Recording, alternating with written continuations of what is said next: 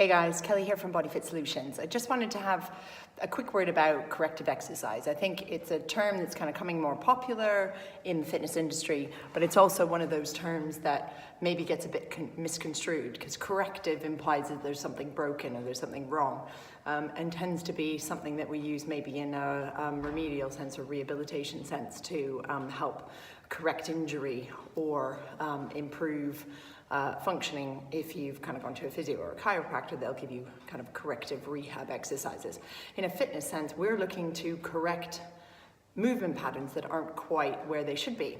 So from a basic point of view, let's take a squat, and I know we don't typically do kind of repetitions of squats, but what we watch people do is do a basic squatting pattern. And then if that pattern isn't to its full capacity, then we give corrective exercises to help that squat become more functioning. So that might be better range of movement or better tracking of the knees and that kind of thing. So let me show you on myself, and I do my own corrective exercise because I know that my squat range of movement is not great. This could be from years of dancing and being on my tiptoes and working through the calf muscles quite a lot. My calves have actually developed quite a lot of stickiness and tightness, so it decreases my range of movement going into a squat. So let me show you, for instance. So if I do a squat normally without warming up, I'm kind of about there. Okay, so it's about 45-degree angle. Ideally, we want to get a squat to a 90-degree angle. So I want to get my hips level to my knees, ideally, if not deeper. So I'm really in tune with myself, and when I do those squats, I can sense right away that my calves are restricting me, and there's some tightness here. Now, I've just had a quite leggy workout, so obviously I'm feeling the effects of that. So what I'm going to use is a little bit of the foam roller to release some of the knots and tissue in my quads. I'm also going to do a little bit with the lacrosse ball, or hard ball, it doesn't have to be lacrosse ball, into my calves, and then hopefully my squat is going to be a little bit better. So I'll show you a little flavor of that. So on the roller, I start near the top part of the quads, the front of the thigh, and then I'm just resting my weight on it and waiting for the tissue to melt. So I'm kind of waiting for the yield. And then once it yields and it molds into the roller, then I'm going to move it down a little bit more. And then I might reach an area that feels quite sore, trying to let go of the muscles kind of holding on, just let my tissue kind of absorb it, and then I'm going to roll down a little bit. Now if you're not very conditioned to doing this, this is going to feel quite bruisey and painful. And if your tissue isn't yielding, then you might need to start with a softer surface, so the roller might be too hard for you. You can even just do this rolling on the floor. So I'll roll down the leg, releasing at every moment. I'm just slowly rolling down and also paying attention whether I need to go to the inside edge or the outside edge as I make my way down. It's kind of like I'm rolling dough with my roller. I'm going all the way down to the knee.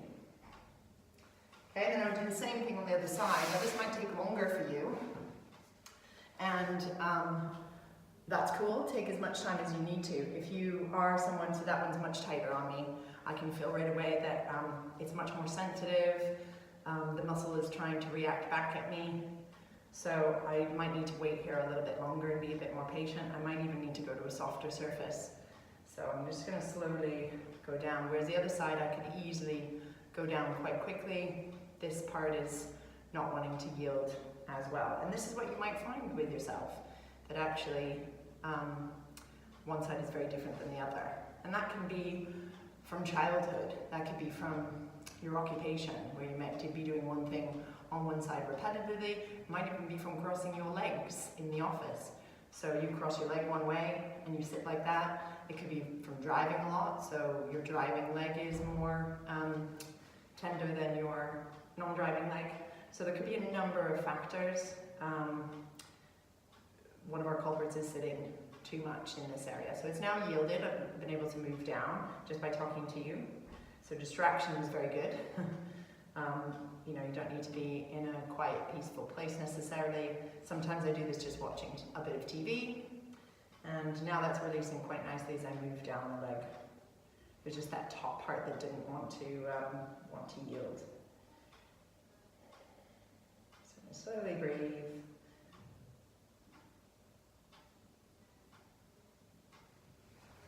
And then I'm going to do a little bit of releasing with the ball, and that's going to go underneath my calf.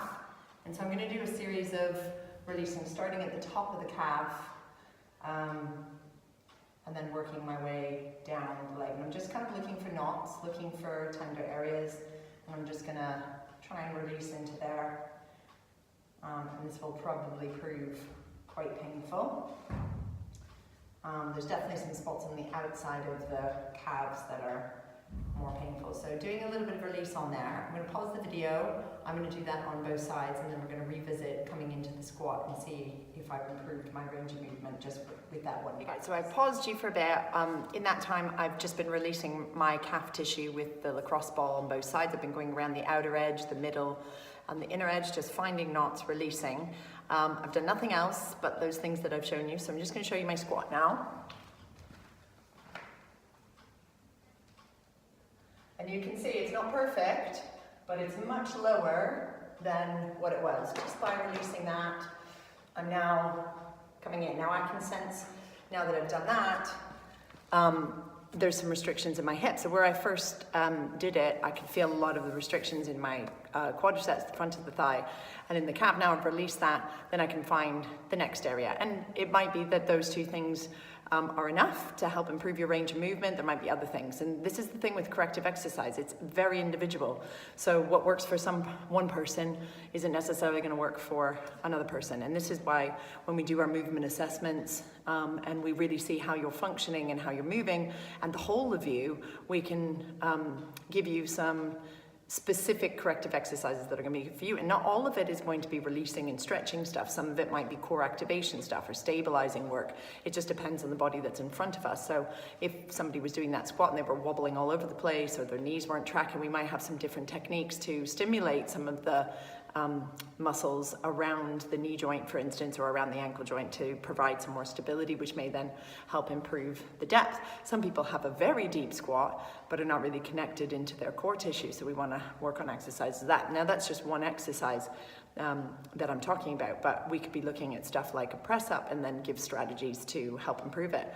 Now some people say, well, I don't have any injury, so what's the point? The point is that if you're continually doing a squat like that within a class, you're not actually getting the benefit of all the muscles working. So if you're wanting calorie burn, improved performance, better sport performance, just to feel better, more energetic, all that kind of stuff, you're going to get much more out of your workout by doing the full range of movement of an exercise. So you might have to do 10,000 repetitions of a bad squat, and half the amount of reps. I'm just putting this out. This is not a technical fact, but half the amount of reps at a good form, and you're going to get the maximum benefit of that. So you can do less stuff for maximum effect. So you'd have to do more of it. So this is why some people who go to a gym and they say, oh, I'm working out 3 times a week, or I'm going to exercise classes 4 times a week, I'm not really seeing a change, and I'm sweating and I'm working hard. Well, it might be that just the efficiency of movement isn't right.